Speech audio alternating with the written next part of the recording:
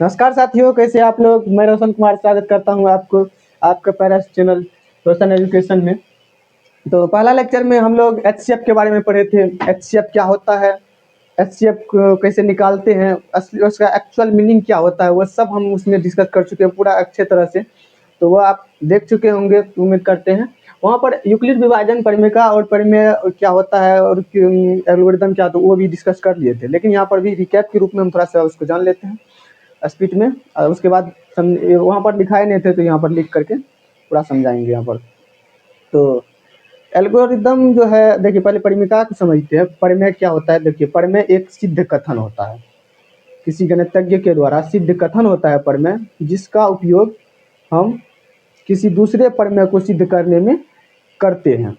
मतलब कर्ण स्क्वायर बराबर लंब स्क्वायर प्लस आधार स्क्वायर, जो कि पाइथागोरस परिमेय है।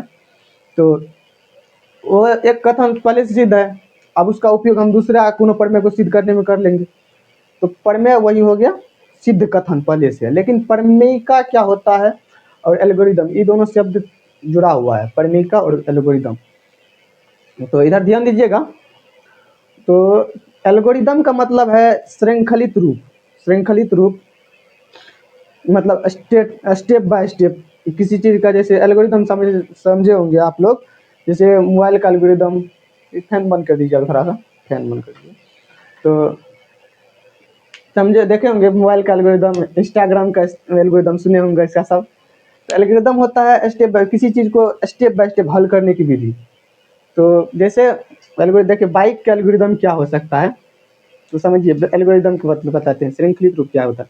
जैसे बाइक को हम चलाना सीखते हैं, तो पहले बाइक को चलाने के लिए क्या करना पड़ता है, आपको चाबी लगा करके स्टार्ट करेंगे, उसके बाद क्लच लेंगे, उसके बाद गियर चेंज करेंगे और धीरे धीरे छोड़ेंगे। यदि धीरे धीरे नहीं छोड़ेंगे तो सीधा तरफ जाएगा, यानी कि उसके स्टेप मतलब चरण में स्टेप बाय स्टेप जैसे चल रहा है, तो उसको गड़बड़ नहीं होना चाहिए। एक स्टेप पर सीधा 5 स्टेप पर चलेगा तो वो गलत हो जाएगा वहाँ पर। इसी प्रकार सवाल में भी उसको क्रमबद्ध रूप में बनाने की विधि है, वो किसी भी सवाल को बनाने की क्रमबद्ध विधि उसी है, वही है एल्गोरिदम। यूक्लिड विभाजन एल्गोरिदम क्या है, एचसीएफ निकालने की मतलब क्रम बाय क्रम चरण में विधि है वो। तो समझ गए होंगे कैसे चलाना है बाइक को। तो इसी प्रकार से वो तो सवाल में सीख लेंगे। स्टेटमेंट में देखिए क्या कर रहा है, तो ए और बी दो धनात्मक पूर्णांक दिए रहने पर ऐसी अद्वितीय पूर्णांक संख्या ए और बी विद्यमान है कि ए बराबर बी क्यू प्लस आर, जहाँ बी से आर छोटा है या तो जीरो या जीरो के बराबर है, ये लिखा हुआ है। तो समझ में तो कुछ होना आया, सीधा सीधी पढ़ दिए। समझाते हैं पहले। देखिए एक्चुअल में ई विभाजन परिमेय इसको क्यों कहते हैं, तो क्योंकि ये अपने किताब में इसका यूज किया इसीलिए इसका कहते हैं। तो ये पहले से हम जानते हैं, एक तो देखे होंगे बचपन में पढ़े होंगे, भाज्य बराबर इसी करके भाज्य बराबर भाजक गुना भागफल प्लस शेषफल। इस पढ़े होंगे, जरूर पढ़े होंगे कहीं ना कहीं। यही है और कुछ नहीं है, यानी कि एचसीएफ निकाल के एक लंबी प्रक्रिया, जब तक काटेंगे, जब तक तोड़ेंगे नहीं तब तक छोड़ेंगे नहीं। वही रूल यहाँ पर लगता है, जब तक शेष जीरो नहीं आता है तब तक काटते जाते हैं, जहाँ पर शेष जीरो आ जाता है वहाँ पर एचसीएफ निकल जाता है उसका।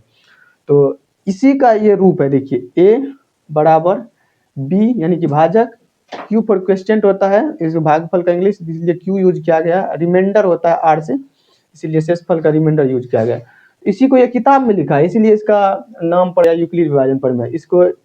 लेकिन ये जो है ना, धनात्मक पूर्णांक ऋणात्मक पूर्णांक सबके लिए है। धनात्मक ऋणात्मक क्या होता है समझे होंगे। तो ये धनात्मक पूर्णांक के लिए वैलिड है, केवल ये कथन दिया गया, वैलिड हो सकता है ऋणात्मक के लिए भी है, केवल जीरो छोड़ दीजिए तो हो जाता है। लेकिन ये स्टेटमेंट दिया गया है केवल धनात्मक पूर्णांक के लिए, ऑब्जेक्टिव में भी आ सकता है, धनात्मक पूर्णांक के लिए दिया गया है। तो एज ए चीज इसको याद रखना है और सवाल में डायरेक्ट यूज आता है, तो इसको लिखा है। तो समझते हैं, पहले इसको पहले याद कर लीजिएगा आप लोग, अच्छा से याद कर लीजिएगा क्योंकि सवाल में डायरेक्ट यूज करते हैं, स्टेटमेंट के रूप में भी एग्जाम में आता है। देखिए समझाते हैं आपको क्या लिखा हुआ है। ए और बी दो धनात्मक पूर्णांक दिए रहने पर, यानी कि दो को धनात्मक पूर्णांक दिया रहेगा। जैसे आप कह सकते हैं 5, 3 दो को कोनो चीज ले लीजिए, 20, 50, 60, 70, स्टॉप, नो प्रॉब्लम, कोनो प्रॉब्लम नहीं, कोनो बात नहीं। तो 20, 50, 70, दो संख्या लेना है, 20, 50, 70, 80 कुछ भी ले सकते हैं। दो को संख्या कोनो लेना है, यानी कि धनात्मक पूर्णांक लेना, ऋणात्मक पूर्णांक के लिए वैलिड नहीं है, ए और बी धनात्मक पूर्णांक रहना चाहिए। तो धनात्मक पूर्णांक क्या होता है ये भी समझिए। पूर्णांक क्या होता है पहले समझिए, यानी कि पूर्ण अंक होना चाहिए, बटार में नहीं होना चाहिए। पूर्णांक का मतलब ये हो गया पूर्ण अंक, पूर्ण जो अंक पूर्णांक होता है।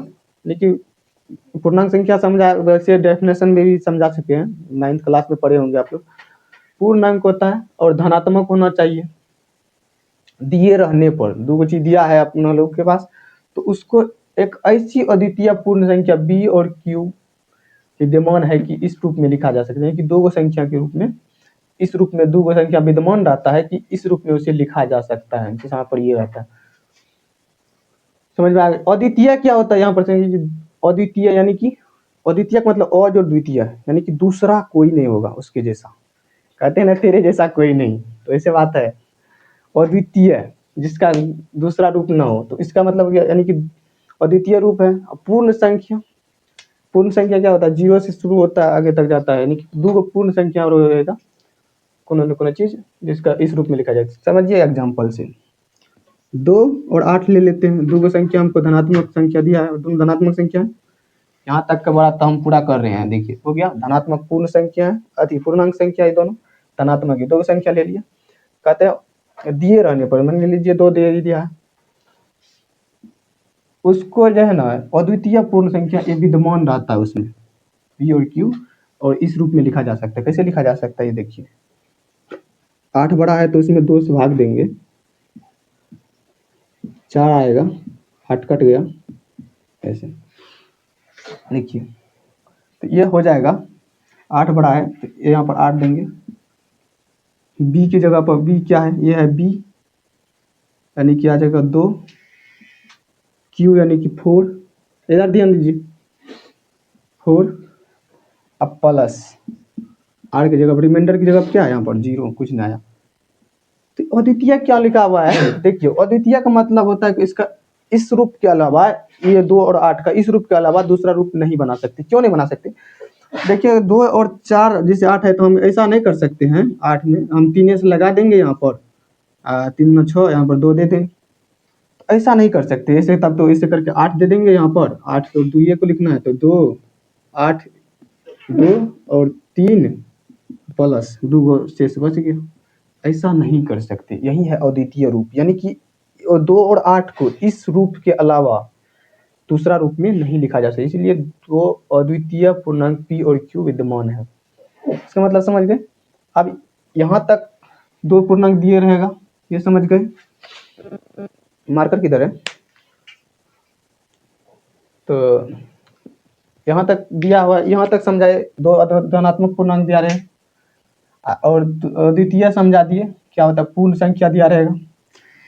तो अब ये समझाते हैं क्या है, आर जो होगा बी से हमेशा छोटा होगा। देखिए यहाँ पर आर जो है हमेशा बी से छोटा, यानी कि बी क्या है यहाँ पर, ये है बी आर, यानी कि यहाँ पर शेष जो बचेगा यहाँ पर जो है, यहाँ जो आएगा ई वाला हमेशा यहाँ से छोटा होगा। देखिए इधर यहाँ वाला जो होगा हमेशा यहाँ से छोटा होगा, यहाँ पर ये लिखा रिमाइंडर जो है हमेशा बी से छोटा होगा। यहाँ ई समझ गया था ना।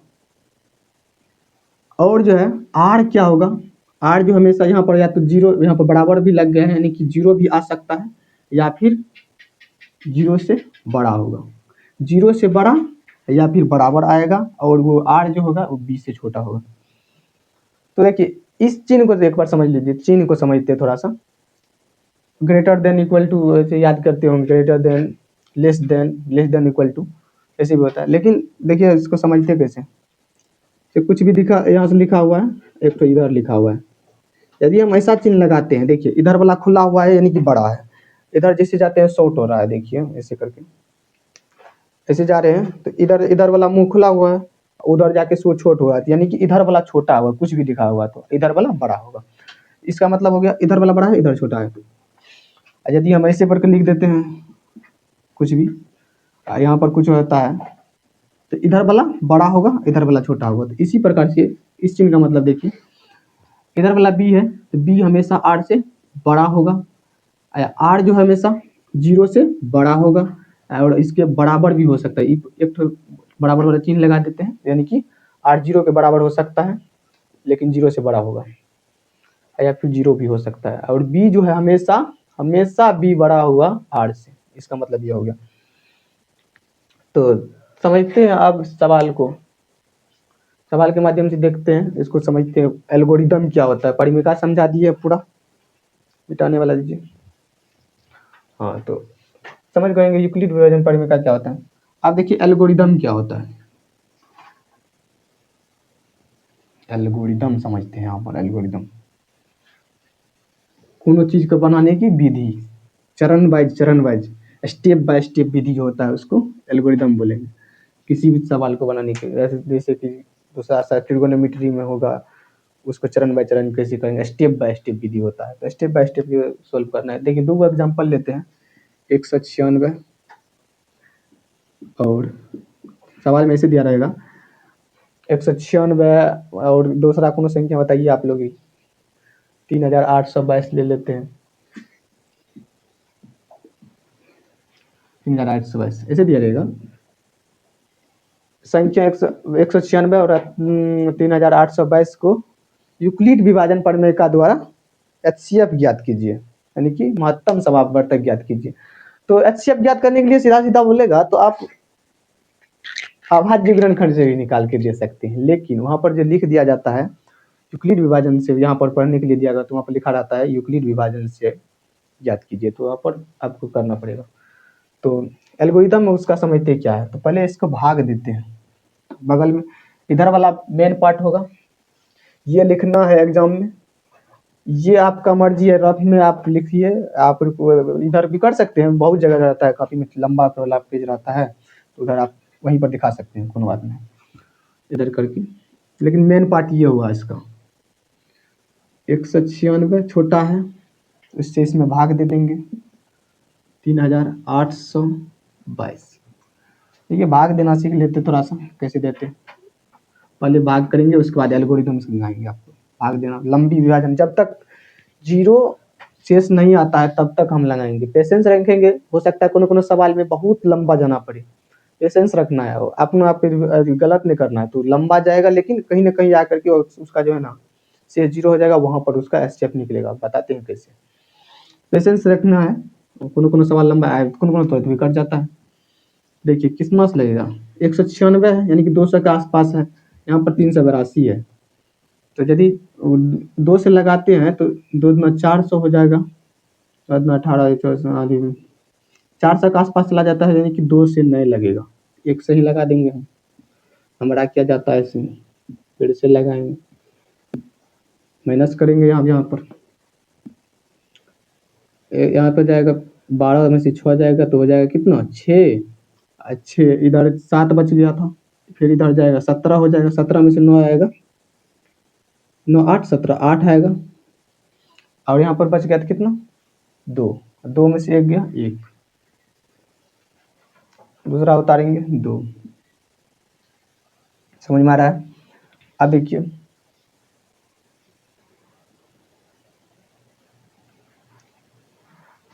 ई जो है इससे छोटा बचना चाहिए। देखिए छोटा बच रहा है ना, ई बचा है अपना।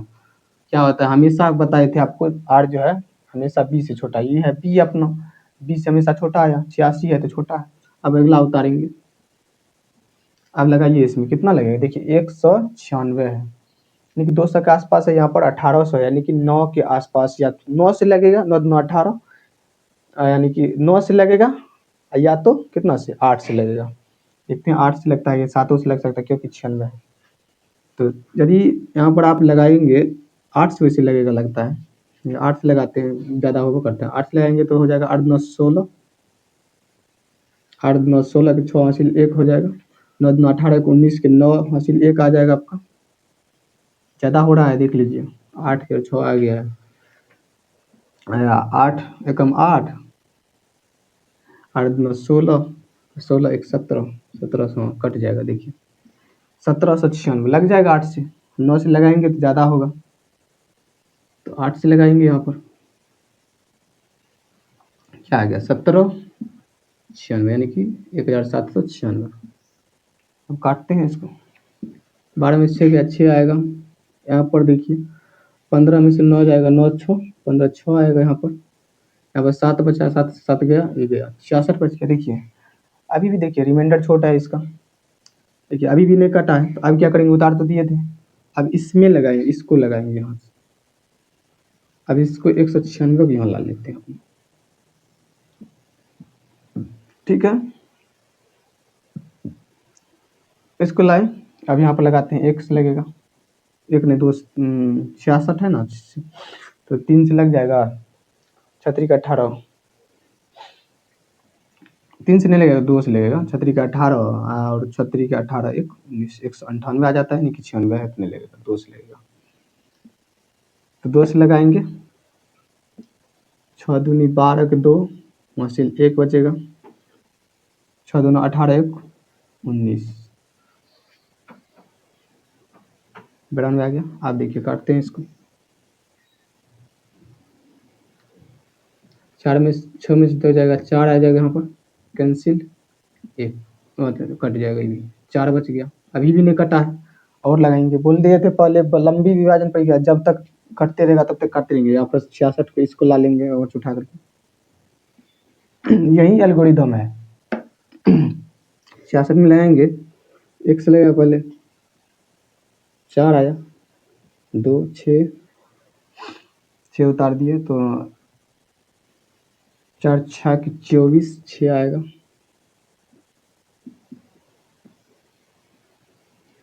24 यहाँ पर फिर 2 आ जाएगा, ये कट जाएगा। फिर उसने नहीं कटा, देखिए यहाँ पर भी 0 नहीं आया, फिर लगाएंगे 4 में। अब की बार तो कटना ही पड़ेगा इसको, तो दोनों 4, क्या समझे, जब तक अपना यहाँ पर 0 नहीं आया, कटने गया पूरा पूरा, तब तक लगाते रहना है, तब तक लगाना है जब तक कटने जाए। तो अब देखिए विभाजन एल्गोरिदम क्या कहते हैं, देखिए लगाते गए। विभाजन एल्गोरिदम का मतलब क्या है, यहीं पर देखते हैं, स्टेप बाय स्टेप जाना है। पहला स्टेप में क्या करना है, देखिए मान लेते हैं, हो सकता है ई पहले लिख दे, तो बड़ा वाला को बड़ा वाला में भागा देना है छोटा वाला से, ई छोटा है तो इसमें भागा दिए, इधर रहेगा तब भी। इसे मान लेंगे, माना ए बराबर क्या है, बड़ा वाला को ये लेंगे 3822, और बी बराबर 196 मान लिए। ऐसे इन्हें लिखिएगा तब भी कोनो दिक्कत नहीं है, लेकिन लिख लेते हैं इसलिए क्योंकि ए बराबर बी क्यू प्लस आर लिखेंगे वहाँ पर, तो ए बड़ा होगा वहाँ पर, बी छोटा होगा, इसीलिए इसे दर्शा देते हैं। यहाँ जहाँ पर क्या होगा, ए क्या है, ए बड़ा है बी से, यही ना।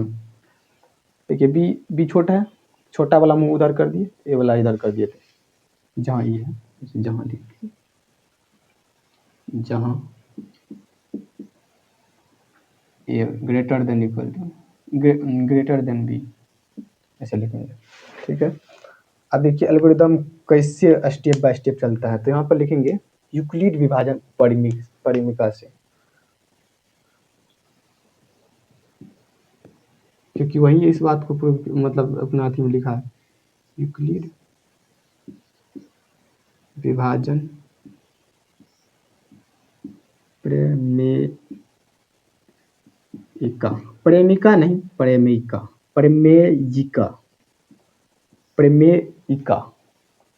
नहीं समझ लीजिएगा, यहाँ प्रेमी की बात नहीं हो रहा है, प्रेमिका बोलिएगा, प्रेमिका इका क्या है, प्रेमिका से ए बराबर बी क्यू प्लस आर, यह है। अब इस रूप में बोले थे कोई भी धनात्मक संख्या होगा उसको इस रूप में लिखा जा सकता है, तो ये दोनों धनात्मक संख्या है और इस रूप में लिखना है। कैसे लिखना है देखिए, और अद्वितीय होगा वो तो अद्वितीय हो गया करेगा। देखिए पहला क्या है, बड़ा है, तो यहाँ पर लिखेंगे उसको कितना, 3822।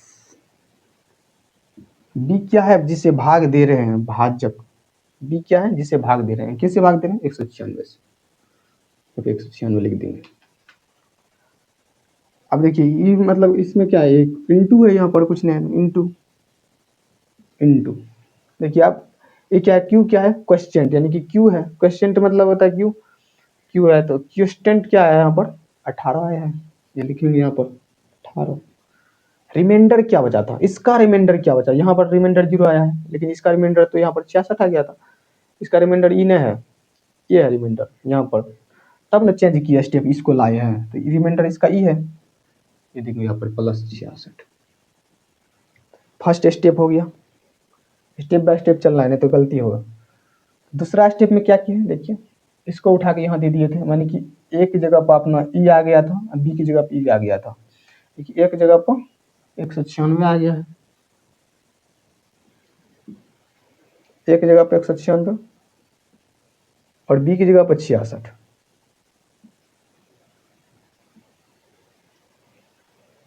ऐसे भी कर दीजिए, कोई बात नहीं, आर प्लस है। और शेष में क्या बचा है, अरे पहले क्या से कितना से लगाए थे, क्वेश्चन क्या था, 2 था क्यू, और प्लस रिमाइंडर क्या बचा था यहाँ पर, रिमाइंडर आपका बचा था 4, जो आप लिखेंगे। फिर इसमें देखिए यहाँ पर क्या लगा है, 66 आ गया था इसकी जगह पे, 66, उसके बाद लगाए हैं किससे, 4 से, और गुना जो क्या किस चीज से लगाए थे, 16 से लगा था यहाँ पर, वो अपना बी हो गया, प्लस और रिमाइंडर क्या बचा था, 2 बचा था, ये आ गया। फिर किस में आया, वहाँ पर 4 ले लिए थे इसकी जगह पे, उसके बाद क्या लिए थे, 2 से भाग लगाए थे, 2 से ही गया था, अब बस खत्म हो गया था, 0 आ गया था। तो देखिए जिससे कट गया था पूरा पूरा, वही उसका एचसीएफ, किससे कटा था, कटा अपना 2 से था ही, तो इसका एचसीएफ क्या हो गया, 2। यही है यूक्लिड विभाजन एल्गोरिदम, देखिए स्टेप बाय स्टेप, इसी स्टेप में स्टेप बाय स्टेप करते जाइए, यही स्टेप है एल्गोरिदम का।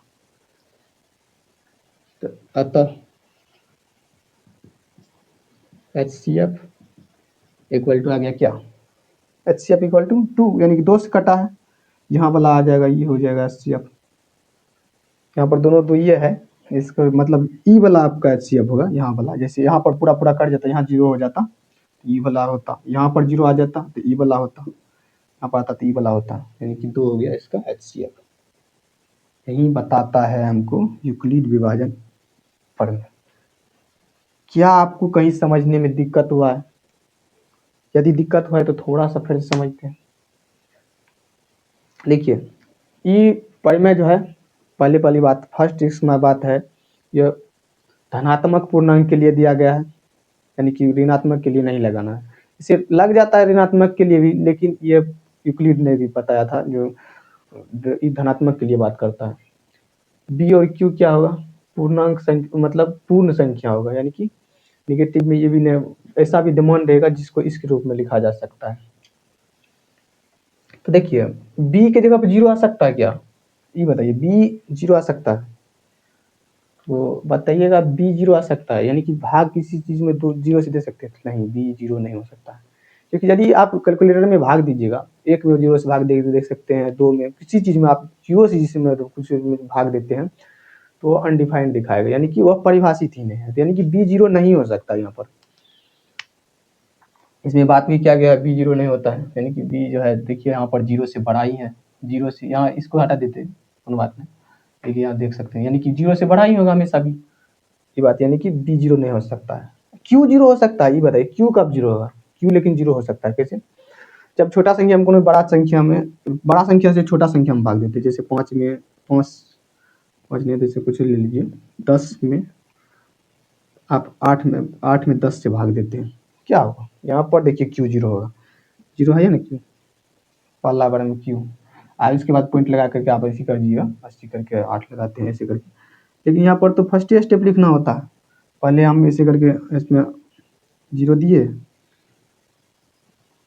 तो यहाँ पर क्यू 0 होगा इस स्थिति में, यानी कि क्यू जीरो हो सकता है आपका, इसमें कोई डाउट नहीं है, लेकिन बी जीरो नहीं हो सकता है। तो समझ गए होंगे। तो अगला एग्जाम्पल की बात करेंगे, एक तो और बताते हैं कुछ दूसरा को। वैसे स्क्रीनशॉट लेना चाहिए तो ले सकते हैं। ड्यूरेशन का ध्यान देखना है, कितना ड्यूरेशन हुआ देख सकते हैं, देखिए हेलो, ड्यूरेशन लेकिन कितना दिया था।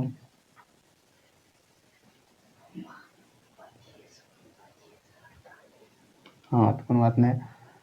दूसरा देखिए, इसी प्रकार से आप ट्राई करेंगे एक सवाल को। पहला उदाहरण है एनसीईआरटी का, 40 कितना कितना था, शायद 4052, 4052 था, 12,576 था, ऐसे है। तारने समना में तो दिक्कत हो रहा है। एंड और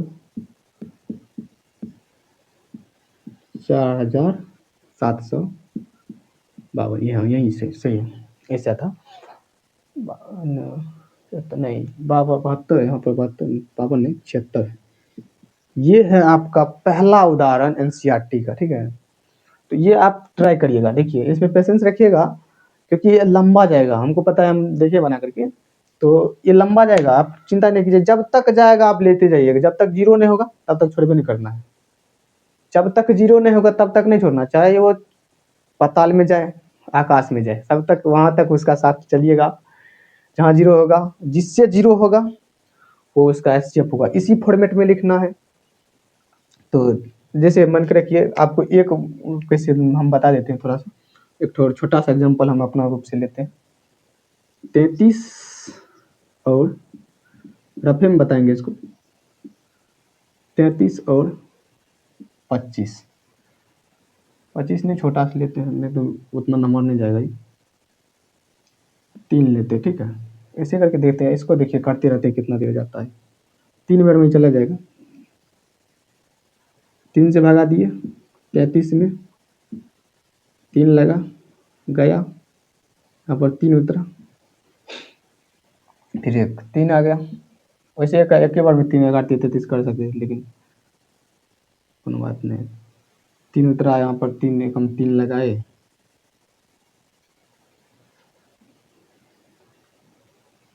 3 उतरा 3 लगाए, यहाँ पर एक ही स्टेप पे खत्म हो गया। क्या हो गया, ए बराबर बी क्यू प्लस आर लिखेंगे, वही सब मान लेंगे, इसको बड़ा ये है, ये छोटा है, वैसे लिखेंगे। एक ए बड़ा लिखेंगे यूक्लिड विभाजन प्रमेय से, ए बराबर बी क्यू प्लस आर, जहाँ आर ग्रेटर देन इक्वल, मतलब आर जो है लेस देन है बी से, तो ये लिख देंगे।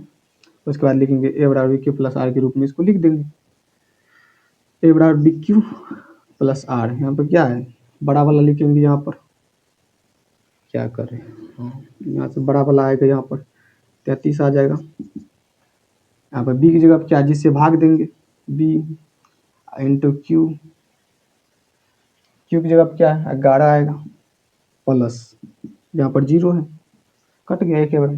तो ये हो गया आपका एचसीएफ। कौन सा हुआ, जिससे कटा है, यानी कि 3 से। तो इसका 3 से लगाए थे, 3 है, यहाँ पर जो है वो इसका क्या है, एचसीएफ है, ठीक है।